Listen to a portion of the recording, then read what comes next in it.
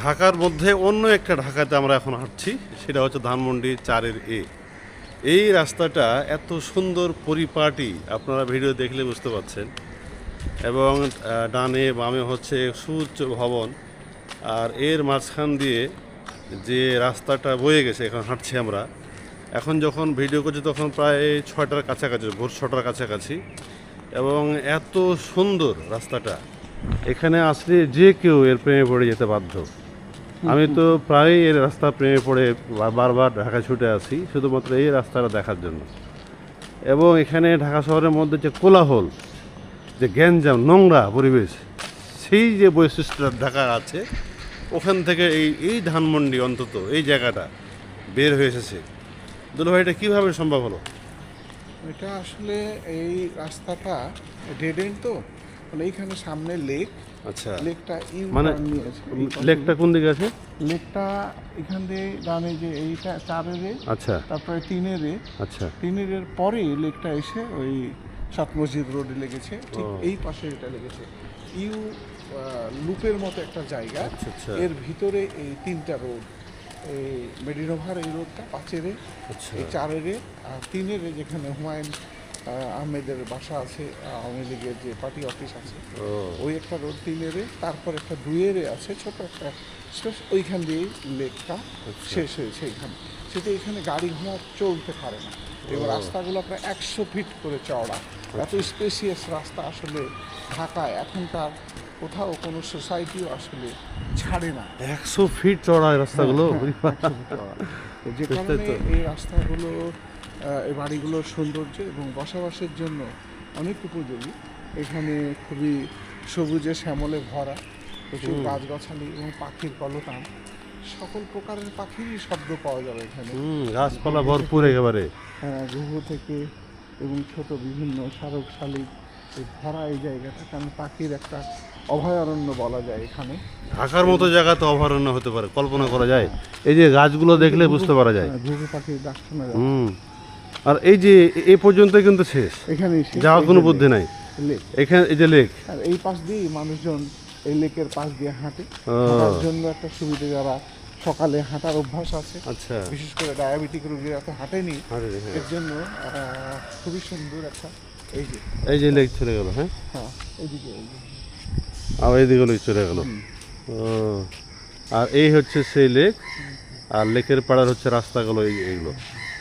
আর এই কারণে মূলত এখানে রাস্তা না থাকার কারণেই এগুলো অন্যরকম একটা পরিবেশ পেয়েছে। দারুণ ব্যাপার কিন্তু। হ্যাঁ, এখানে সকলেই যারা এইখানে যারা বসবাস করে রেসিডেন্ট, জি তারা আসলে এখানে নেমে হাঁটে, বিশেষ করে যারা বয়স্ক মানুষ একটু, এবং যারা খুব দূরে দূরে হাঁটতে যেতে চায় না, আচ্ছা। তাদের হাঁটার জন্য এটা যথেষ্ট ভালো জায়গা। বাচ্চাদের বাইসাইকেল চালানোর জন্য খুব ভালো জায়গা। তাই তো। এবং এই দেখেন এই ব্যাডমিন্টনের কোর্ট দেখা যাচ্ছে।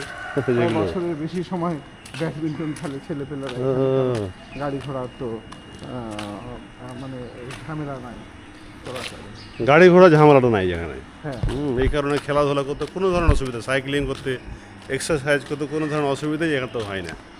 এই যে সকালবেলাতে হাঁটতে কোনো ধরনের ঝামেলা নাই। অথচ ধানমন্ডির অন্য যে রাস্তাগুলো আছে সব জায়গাতে কিন্তু কোলাহলপূর্ণ, right. গাড়ি যায়, গাড়ির শব্দ, হর্ন বাজে। এখানে ওইটা নাই। এবং এত ধরনের ফুলের গাছ লাগা আছে ও, চারিদিক, দেখবেন যে এই যে ফুলের গাছ। অনেক সুন্দর, অনেক বিভিন্ন ধরনের ফুল, অনেক ফুলের নামই অনেকে জানে না।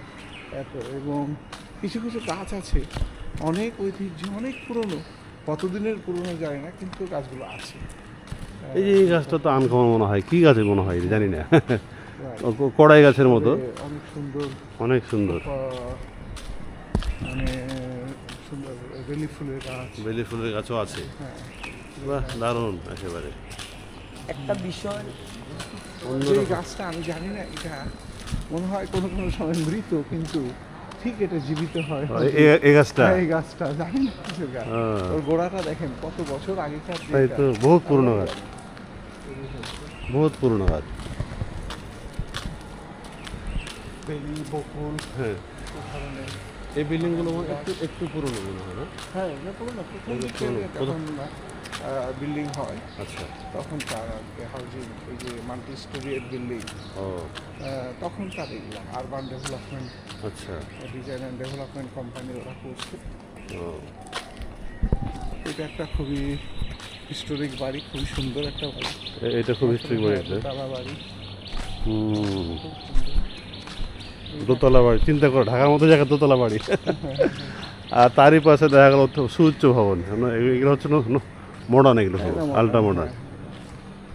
হ্যাঁ, তো এই সমস্ত কম্বিনেশনে ধানমন্ডির 4 এই জায়গাটা হচ্ছে ঢাকা শহরের মধ্যে হ্যাঁ অন্যতম সেরা একটা জায়গা আমার দেখা মতে। অসংখ্য জায়গায় দেখেছি আমি, এবং আমি গুলশান বনানীতে দেখেছি আমি, কিন্তু এরকম একটা দারুণ পরিবেশ এটা আসলে আমি কোথাও পাইনি। দারুণ একটা জায়গা। সো আপনারা হচ্ছে এই এলাকা আসতে পারবেন একবার অন্তত। ঢাকা শহরের মধ্যে অন্যরকম একটা ঢাকা। দেখতে আসলে এখানে আসে, এখানে ঘোরাফেরা পার্কিং এর জায়গা, ছেলে মেয়েরা এই দুই পাশে বসে হ্যাঁ হ্যাঁ হ্যাঁ, গল্প করে এখানে। এই যে এগুলোতে আশপাশে বসে বাচ্চারা ছেলেমেয়েরা এসে গল্প গুজব করতে পারে।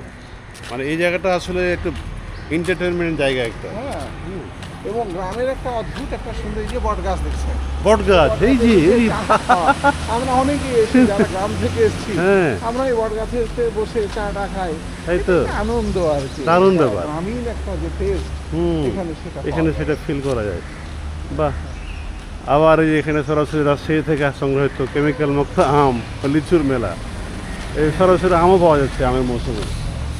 তো আসলে দারুণ ব্যাপার। আর এই যে এখান থেকে বের হতে হতেই কিন্তু আমরা কোলাহলে পড়ে যাব। আর এখান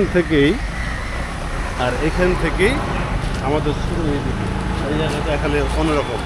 সো দেখার আনন্দ জানালাম কিন্তু সবাইকে। আর যদি ভিডিওটা ভালো লেগে থাকে, লাইক, কমেন্ট, শেয়ার তো অবশ্যই আশা করতে পারি, তাই না? Thank you.